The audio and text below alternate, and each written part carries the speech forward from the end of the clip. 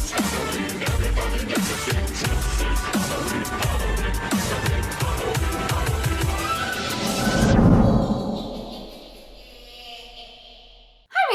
it's Hailey Reese and welcome back to my YouTube channel. I am so excited that you are here and I hope that you are having an absolutely fantastic morning, afternoon, or night, whatever it is for you when this video finally reaches you. Today's video is yet another highly requested haunted doll video, but this one has some elements to it that have been running through my mind ever since I heard about it, read about it, dug into it, and I'm so excited to hear what you guys think of this particular haunted doll case because it is absolutely terrifying, but also fascinating in its own way. If you've been on my channel for a while, you would know that not only have I covered a ton of haunted doll experiences, but I also have a haunted doll of my own. So I love to dive into other people's experiences, things that would be deemed Hollywood to those who haven't experienced it, and see what has happened across the globe with haunted dolls. And today's video is no exception. Definitely make sure to let me know throughout today's video or at the end of today's video what you guys think of this experience. But without further ado, because I'm so excited to get into this, sit back, relax, maybe turn a light on, and let's get into today's video.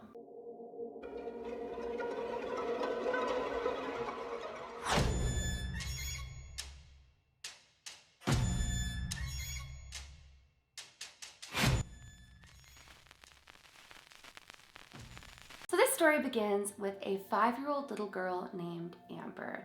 Now, Amber was being raised by both her mother and her father and had a 6-month-old little sister at the time of this occurrence, which, by the way, this all occurred around Halloween. I kid you not. But basically, Amber and her little sister were being raised in a safe community that everybody pretty much knew one another, but they all would always come together for big things. The community was known for big charities that everyone would come together for. They were known for like potlucks and get-togethers and just celebrating what this community was. And beyond Halloween, one of this community's big celebrations within the month of October was their annual garage sales, if you will. Essentially, this community believed that before the winter, they should basically purge and get rid of all of the things within their home that was no longer serving them or taking up space or maybe wasn't getting enough love or use, and they would therefore sell these things in garage sale format to one another in the community, and they felt like it was a good way to limit waste, but also to get good use of the things that they had put money into. So they would go around and buy one another's items and get fresh new things. And this was something that they would do every single fall leading into winter. So as I'm sure you can imagine, this particular year was no exception.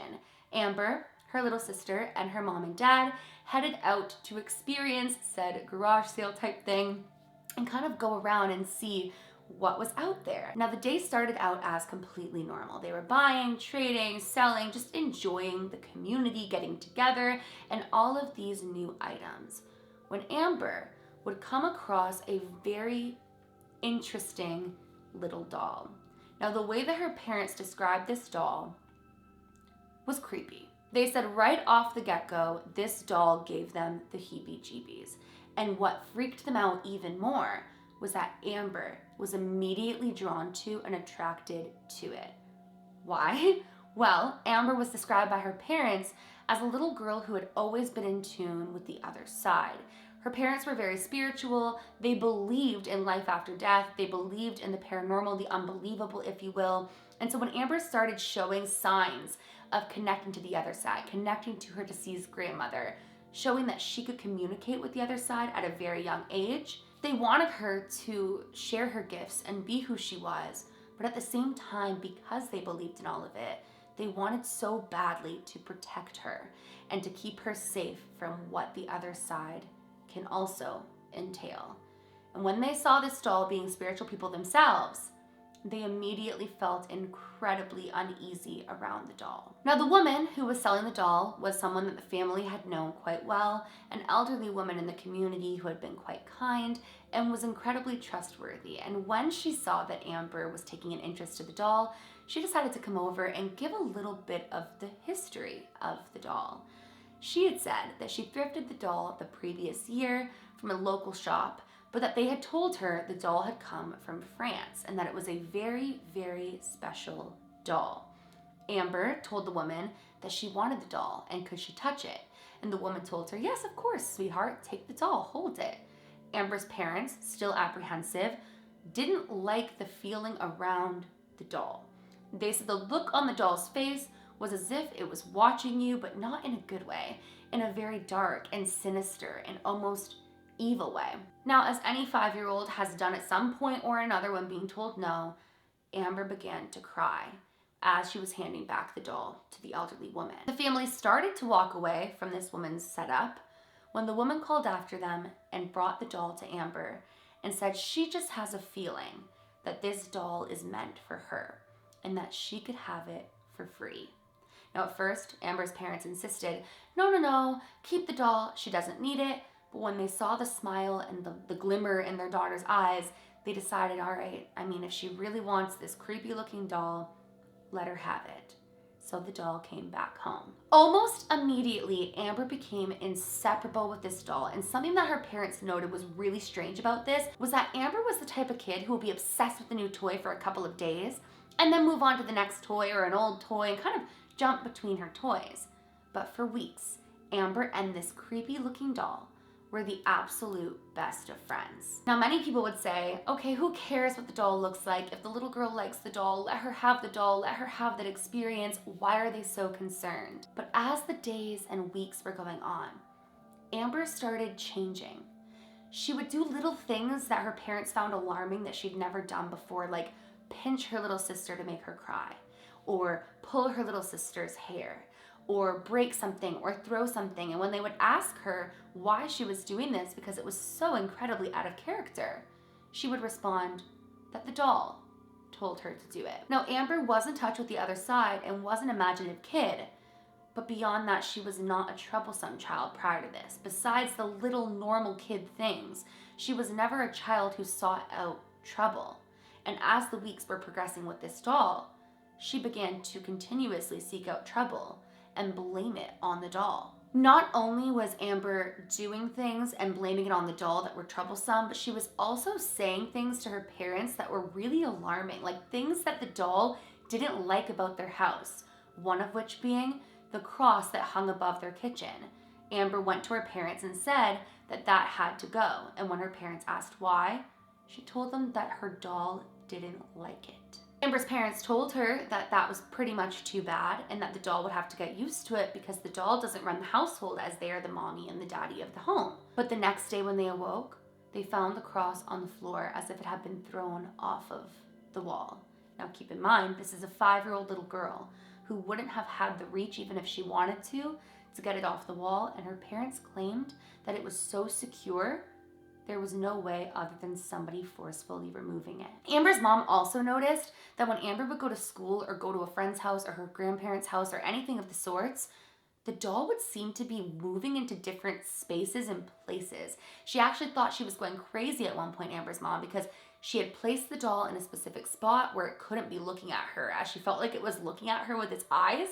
And when she turned her back and looked back, it was as if the doll had completely shifted positions. But things would take a dark and disturbing turn one night when the baby monitor in her sister's room would alert the parents that something was not right.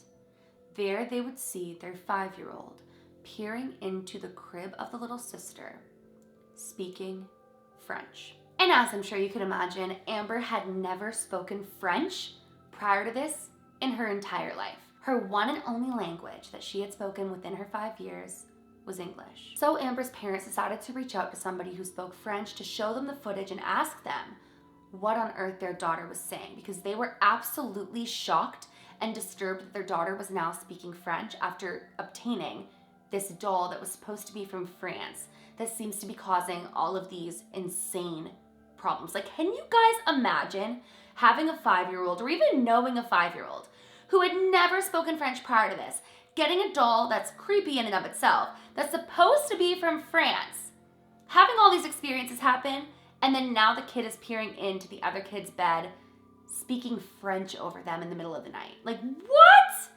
So freaking crazy. And when they found out what she was saying over the baby girl, they realized that she was essentially speaking French, but what she was saying was completely and utterly dark. They didn't even specify what exactly she was saying because they didn't even want to repeat it, which just goes to show how dark it actually must have been. The family ended up reaching out to a paranormal, like I don't know if it was an association or a research group, but essentially people who will come and take haunted items, cleanse your home, give you insight into what's going on.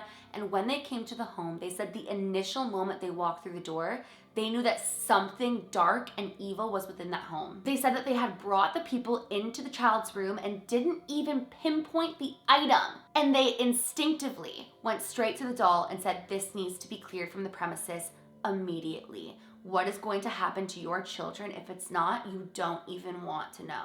So one of them took the item out of the home immediately, and a medium stayed within the home to sense what was going on.